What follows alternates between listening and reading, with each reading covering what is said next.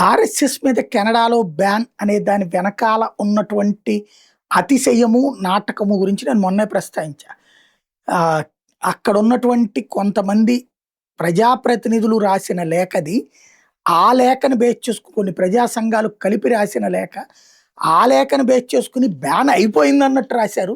Ban చెయ్యమని కోరుతున్నారు అన్నటువంటిది ప్రస్తావించాను నేను. ఇప్పుడు తాజాగా జరుగుతున్నటువంటి ప్రక్రియ అసలు విషయం బయటపడిందేంటంటే, ఈ లెటర్ రాసిన వాళ్ళు ఖలిస్తానీలు.